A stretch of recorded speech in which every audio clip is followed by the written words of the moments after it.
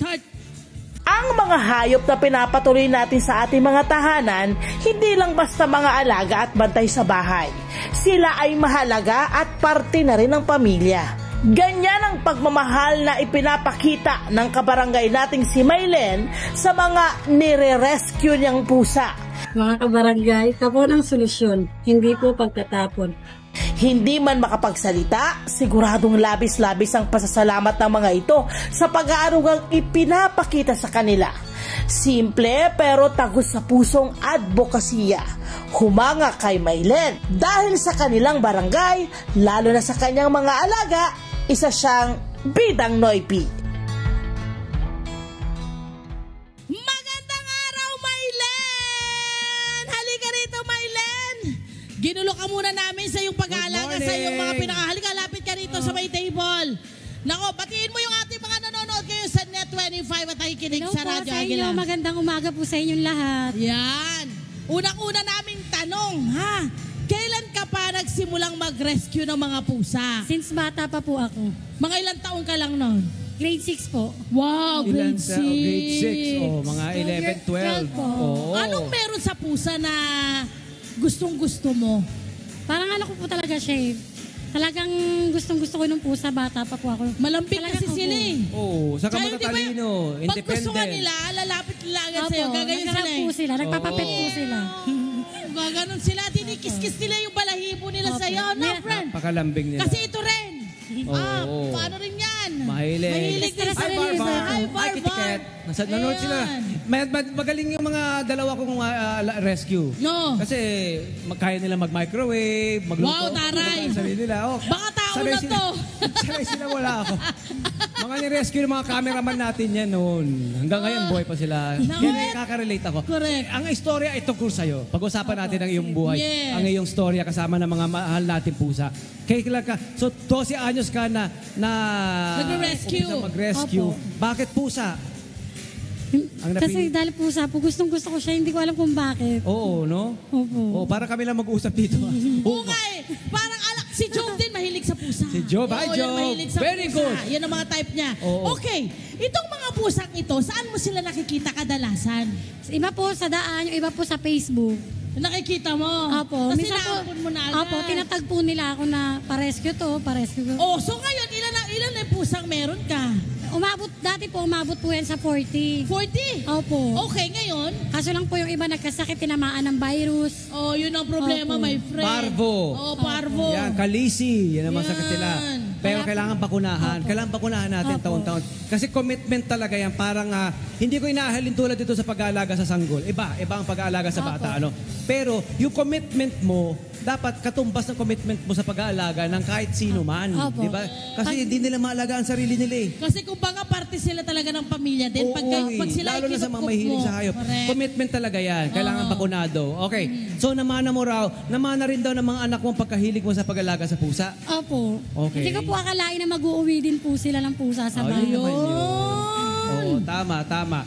At, Ano, gusto kong malaman, friend, kasi syempre, ang dami nating mga, lalo sa mga barangay, marami talaga mga stray na mga cats at mga dogs, no?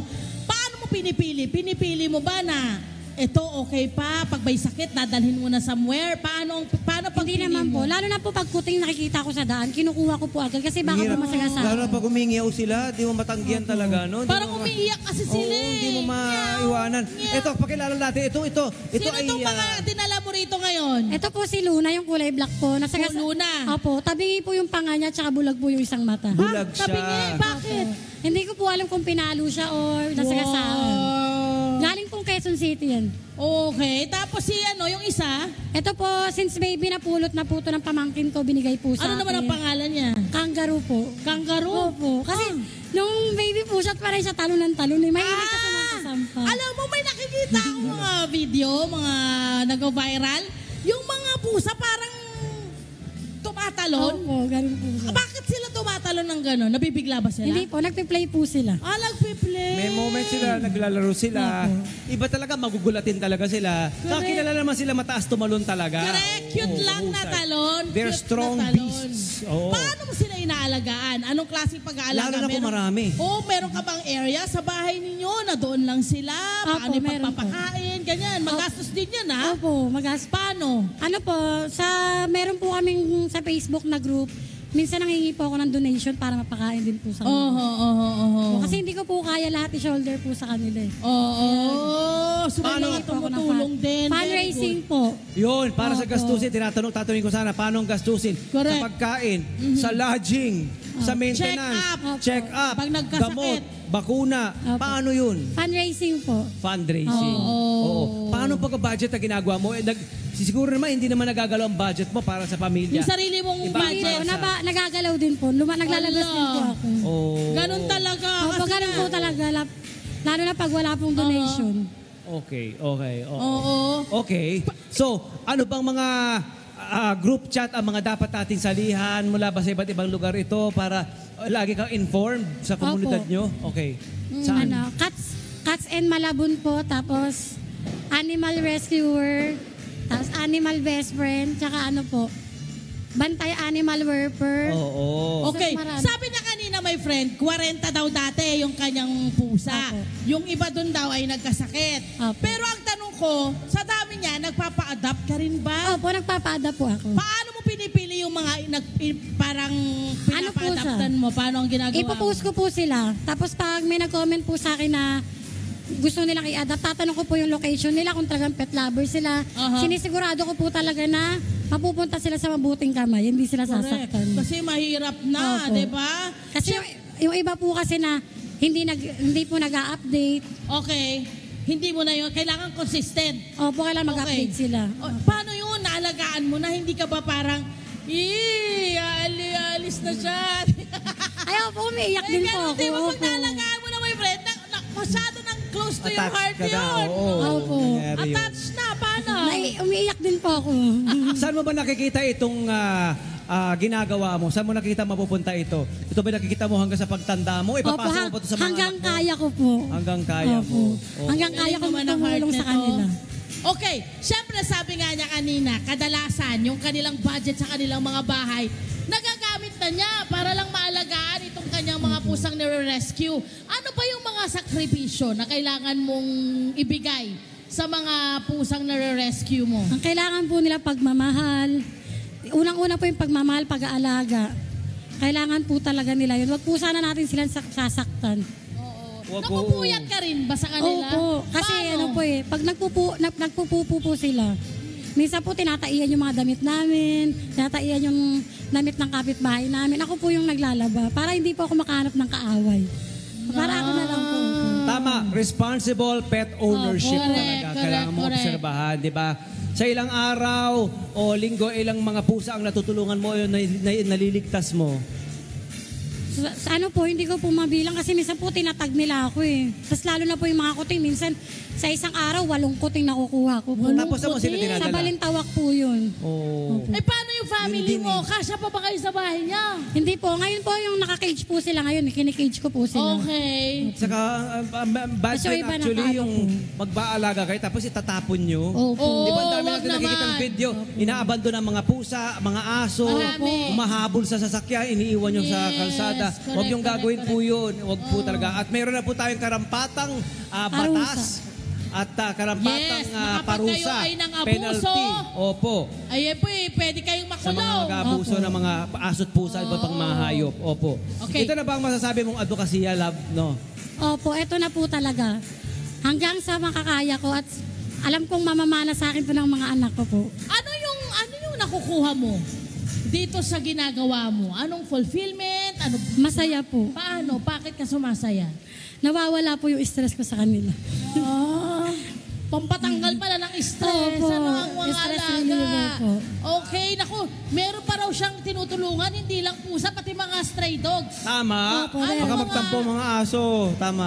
Opo, Paano yung yun? sa mga aso naman po, pag tinatag po nila ako, kailangan po may kukuha po agad sa akin kasi wala po akong space para po sa aso. Ayun. Dadalhin din po sila sa shelter.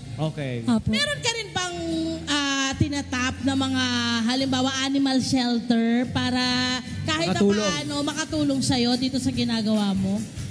Meron naman po, yung kagaya po ng God Sanctuary, minsan pag nagpipiim po ako sa kanila, lalo na pag may aso. Oy, galing. Opo. Meron talagang community of cat Opo. lovers and Tama. community of dog lovers Tama. na pwede mong lapitan. Okay, sino yung mga in-encourage mo na mag-adapt din ng mag-rescue ng mga cat?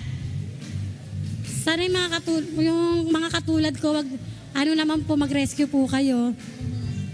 Yung para wala nang kuting pasadaan at saka dapat po ipakapon yung mga alaga. Yun, totoo. Actually, kailangan ipakapon talaga, friend eh. Kasi ang dami na talagang tayong nakikita na kumakalat. Kapon or like gate. Correct. Oo. Okay, bilang nag-aalaga ka nga ng mga pusa, ano yung epekto nito sa'yo at sa pamilya mo? Paano yung setup ng buong pamilya mo dito sa iyong advokasya? Ano naman po, okay lang naman po kasi nagtutulungan kami ng mga anak ko po eh. Sila po nagpapakain sa gabi, ako sa umaga. Ganun po. Hindi naman po kami nahihirapan kasi parang ginusto po namin to eh. Ano natuturo sa'yo nito? Yung ganito mong yung ganitong pagre-rescue mo, anong natuturo sa'yo niyan? Sa buhay mo, ano yung natuturo niyan? Masaya lang po ako pag nagtumutulong po ako sa kanila eh. Yeah, kasi ngayon yung anak niya, nadamay na rin yung Opo. anak niya eh. So, ibig sabihin lang yung pagmamahal sa Opo. mga hayop, no? Opo. Yun yung nakikita mong Opo. naipapasa mo rin sa mga anak Opo. mo na hindi dapat sinasaktan, kailangan na inaalagaan. Laki na naituturo. Correct. At naituturo mo sa mga Oo. bata. Oo, ang pagiging responsable. Yes. Ang Opo. pagiging mahabagin, maawain, Opo. matulungin. At pagiging Na-apply yun sa buhay nila. tama. Yun na Tsaka, nga yung... tsaka po dapat sa magulang nakikita ng bata na hindi dapat nananakit ng mga Tama. stray dog at stray cat. Correct. O, anong Kasi hayop? susundan Anong hayop? kayo nun. Opo. Ang mga ginagawa po ng bata talaga ay nakikita sa matatanda. Sa tingin, oo, akala so pag nila nakita tama. ho nila kayo, kahit hindi pa nila nanay, kahit hindi pa nila Opo. tatay, basta nakita kayong Manakit. matatanda na Opo. nananakit ng aso, akala nila normal Tama. yun. At tama. Hindi. Oo, mali yun. So huwag Tama. niyo hong gagawin. Alam niyo namang mali yun eh. Ayan! Ano ang pangarap mo dito sa iyong ginagawa? Nakikita mo ba itong lalaki? Magkakaroon ka ba ng shelter? Gaya ng ibang mga malalaking shelter na nababalitaan natin? Kung papalarin po, gusto ko po talaga sanang magkaroon ng shelter. Kasi pag magkasama kami ng asawa ko, nakakakita ako ng pusa sa daan. Lagi ko sinasabi, kung malaki lang yung bahay natin, baka puno na ng Yes, pusa ng yung bahay. pusa. Yun Opo. talaga. Actually, my friend, kung yan ang gusto niyang mangyari, posible yan, ha? Hindi malayo yan, okay? Siyempre, dito ka lang pa sa barangay ninyo nakakapag-kuha or nagre-rescue ng mga pusa? O meron ka pang napupuntahan? Hindi po. Sabi mo kanina, meron dito. Sa si QC Luna. po. Opo. Taga-QC. O, diba? Paano nyo nakita yan si Luna? Nakapost po sa Facebook. Nag-post sa Ayun, Facebook. para maampo Tapos natin. tinatag po nila ako. Yung sa Balintawak po. Tapos meron din po Pasig. Iba-iba po. Meron kasi my friend, sa totoo lang, ang cute din naman. Ito mo, ang galing nito. Ang gagawin lang ng iba, dahil siguro wala silang pwesto, or meron tayong mga kabarangay na love naman ang pusa. Ang problema, hindi niya ma-rescue yun kasi walang magbabantay sa bahay nila. Apo. Halimbawa, siya lang mag-isa, papasok siya sa trabaho, sino mag-aalaga? Kailangan kasi may iwan Apo. talaga. Kaya kailangan kontakin Oo. yung mga kagaya ni... Oo. Ang Opo, mga punto ko lang, ito ha, sa atin Mylen. kung hindi nyo po kayang mag-alaga, huwag nyo pong gawin. Opo, Huwag nyo nang tama gawin. po yun. Unfair yun. Sa inyo, sa pamilya nyo, syempre. At saka dun sa pusa o aso man yan. Oo. It's a total commitment po talaga. Ngayon, kung halimbawa gusto nyo meron kayo ipare-rescue, di ba? Kailangan tanungin nyo muna, katulad ni Mylen, para fair Yes. sa spacing po ng mga nandun na inaampun nila. Yes. Ma'am Mylen, may Kaya space pa pa po ba? ba? Opo. Yes. Opo. Kasi hindi po talaga kailangan, hindi po talaga ganun kadali yun. Kailangan tansyahin mo na kaya pang At minsan, i-accommodate. friend, halimbawa, Para maipasa sa iba. hindi niya kayang mag-alaga. Halimbawa, hindi niya kayang ano yun. Susuportahan naman niya ngayon yung nag-shelter na kagaya niya. Halimbawa, Oo. siya na ngayon Tulungan. magdodonate na lamang po ako kasi hindi ko talaga maaalagaan yung, Opo, may ganun po. yung pusang yan. Ganda!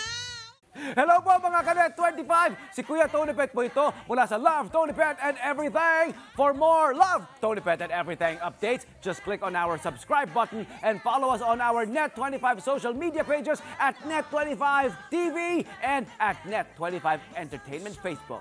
Magkita-kita po tayo!